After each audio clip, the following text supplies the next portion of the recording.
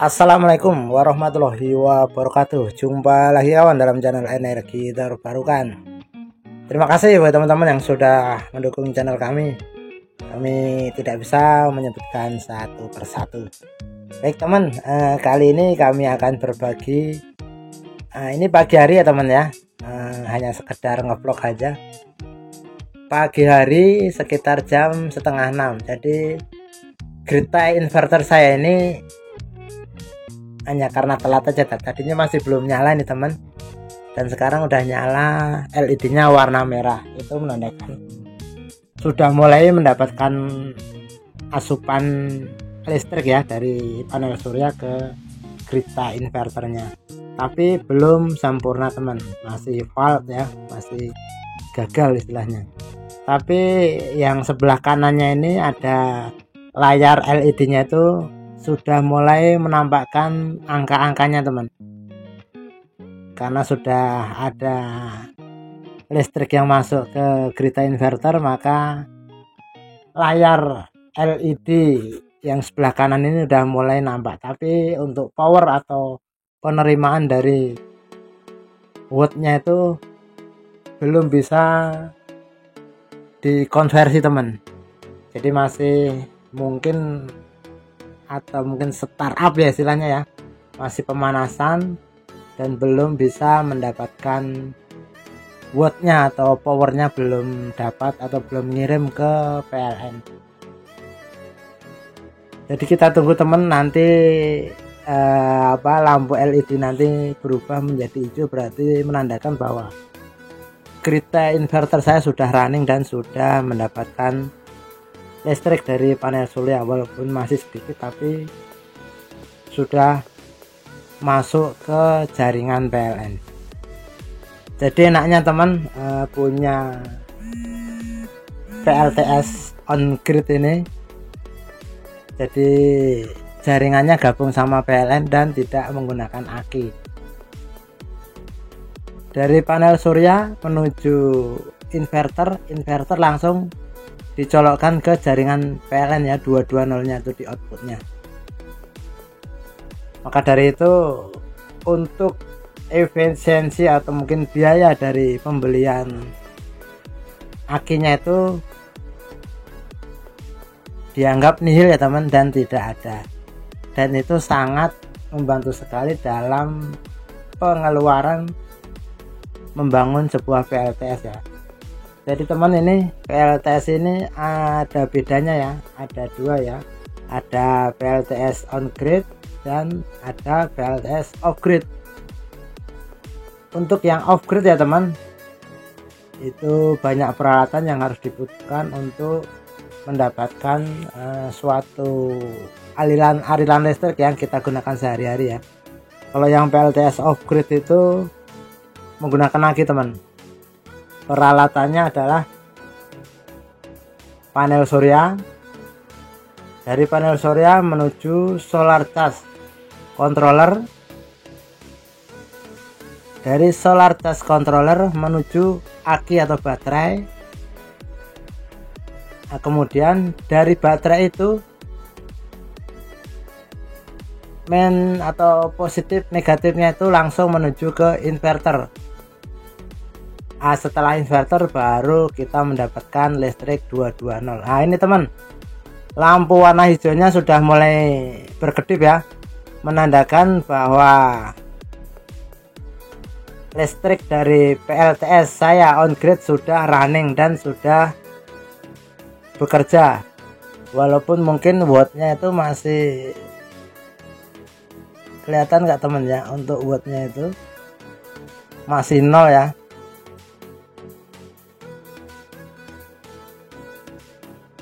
Dan tampilan pada layar LED-nya itu sudah tampak jelas teman, tidak seperti tadi ya, masih separuh-separuh nyalanya atau mungkin masih blur dan buram dan belum jelas. Kalau sekarang sudah jelas untuk tampilan dari monitor LED ini. Jadi di tampilan yang sebelah kanan ini teman, dekat saklar ini adalah monitoring dari grid tie inverter saya teman, yang 1000 watt ini yang warna merah. Jadi dimonitoring lewat alat yang sebelah kanannya dari grid tie inverter ini. Jadi ini terpisah teman, tidak satu dengan grid tie inverter. Jadi lewat kabel, ada seperti kabel LAN itu loh, seperti kabel internet teman untuk koneksinya. Baik teman, kita lanjut lagi untuk cerita tadi ya. PLTS off grid perlu banyak peralatan. 1. Panel surya. 2. Solar charge controller. 3. Baterai. 4. Inverter. Jadi 4 peralatan ya teman. Kalau pembangkit listrik tenaga surya off grid, jadi 4 item dari peralatan yang wajib kita butuhkan. Dan kalau yang lainnya adalah aksesoris ya. Aksesoris contohnya adalah MCB, MCB DC, MCB AC, terus mungkin kipas pendingin, itu adalah aksesoris. Tapi peralatan yang pokok adalah itu 4 item tadi teman. Pertama panel surya, 2 solar charge controller, 3 baterai atau aki, 4 inverter. Beda temannya dengan PLTS on grid. Kalau PLTS on grid hanya 2 item saja teman, 2 item. Yang pertama panel surya dan yang kedua adalah inverter. Sudah cukup itu saja, 2 buah item dari peralatan yang kita gunakan untuk PLTS on grid. Dari kedua PLTS tersebut teman, ada sisi positif dan negatifnya teman. Untuk positifnya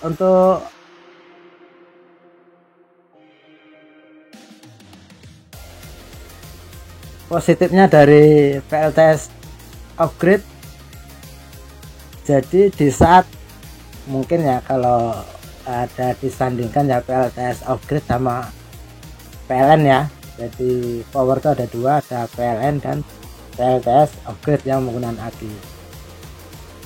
Kalau PLTS off grid, jika mati lampu maka PLTS dari off grid tersebut masih bisa bekerja. Karena apa? Karena masih ada aki yang dibutuhkan sebagai power untuk menggerakkan atau mengkonversi dari 220 DC ke, ulangi, dari mungkin 24 atau 48 DC dijadikan 220 AC. Itu kalau mati lampu, PLTS off grid masih bisa running atau bekerja. Tapi bedanya teman, kalau PLTS on grid, begitu mati lampu maka PLTS on grid juga otomatis tidak bekerja teman. Karena apa? Karena inverter yang digunakan adalah satu jaringan dengan PLN, dan jika PLN mati atau padam maka PLTS on grid juga tidak bekerja atau tidak running. Itu bedanya teman. Maaf. Tapi teman, untuk efisiensi ya teman ya, PLTS on grid adalah yang paling efisiensi. Karena apa? Karena hanya membutuhkan 2 peralatan aja, panel surya dan inverter on grid, itu saja. Dari segi efisiensi dan mungkin biaya juga sama ya. Tapi kalau yang PLTS off grid itu jelas, dari segi peralatan sudah ketahuan beda ya, beda 2 item. Dan untuk item yang paling mahal adalah itu tadi teman, power cadangan atau yang mungkin dikatakan aki ya, sebagai powernya untuk menggerakkan inverter dan menghasilkan listrik AC 220. Bedanya itu teman. Jadi apalagi kalau mungkin pengen lama untuk PLTS nya, maka akinya juga harus banyak. Dan aki ini adalah alat atau mungkin spare part atau mungkin peralatan yang paling mahal teman ya, dibandingkan dengan yang lainnya, karena aki adalah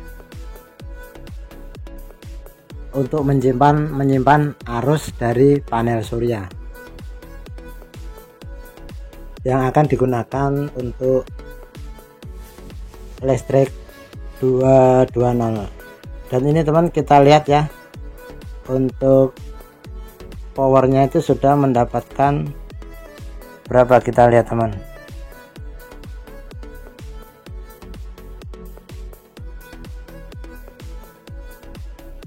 Ini adalah AC nya, nya. Oh, masih 0 ya teman powernya ya.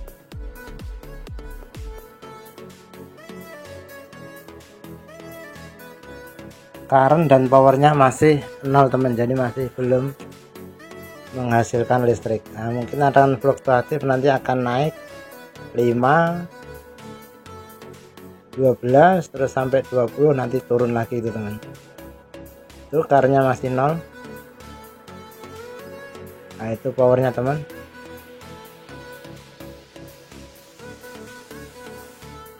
Masih naik turun ya teman, karena intensitas dari sinar matahari belum begitu sempurna. Nanti akan kita lihat di luar ya teman ya, pagi hari sinar mataharinya seperti apa. Kalau jelas pagi hari itu pasti mataharinya masih malu-malu untuk timbul ya teman, karena ya mungkin nunggu waktu yang agak siang, nanti akan matahari akan muncul seperti rutinitas kita setiap hari atau setiap pagi teman.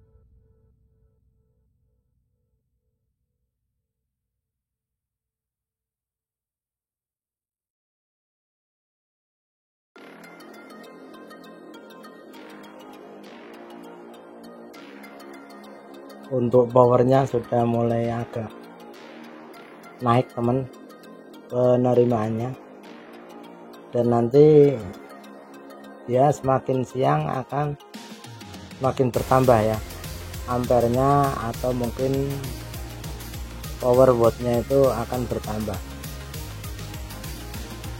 Selama ini teman, saya pernah mencatat ya, atau mungkin pernah melihat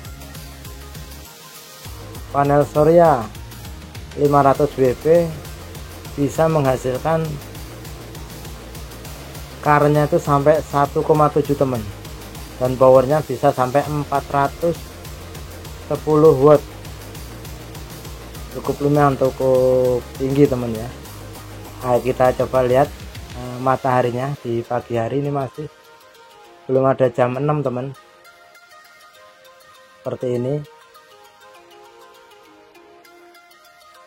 dan masih redup ya teman. Untuk intensitas mataharinya masih kurang begitu sempurna, tapi di grid inverternya sudah mendapatkan listrik walaupun cuma 5 watt atau mungkin 10 watt. Kita coba nanti kita naik, lihat di atas panel suryanya. Kita sudah sampai atas. Kita lihat ya temannya, ini panel suryanya pagi hari sebelum jam 6, tapi sudah mendapatkan listrik, atau sudah bisa mengkonversi listrik di pagi hari ke PLN. Karena ini musim kemarau teman, panel surya saya juga harus sering dirawat dan harus sering dibersihkan. Ini contohnya seperti ini teman. Nah, itu adalah debunya teman. Ini sangat tidak disarankan di PLTS karena akan setting atau tidak sempurna listriknya. Kita lihat lagi teman untuk inverternya ya. Penerimaannya sudah cukup lumayan dan mendapatkan power atau watt. Baik teman, terima kasih sudah nonton video kami dari awal sampai akhir, bercerita ngalor ngidul tentang PLTS. Mudah-mudahan teman-teman yang terinspirasi untuk membangun sebuah PLTS, kami sarankan membangun dengan PLTS on grid karena PLTS on grid sangat murah dan sangat efisiensi untuk biayanya teman. Terima kasih, sampai jumpa pada video berikutnya. Salam energi terbarukan. Assalamualaikum warahmatullahi wabarakatuh.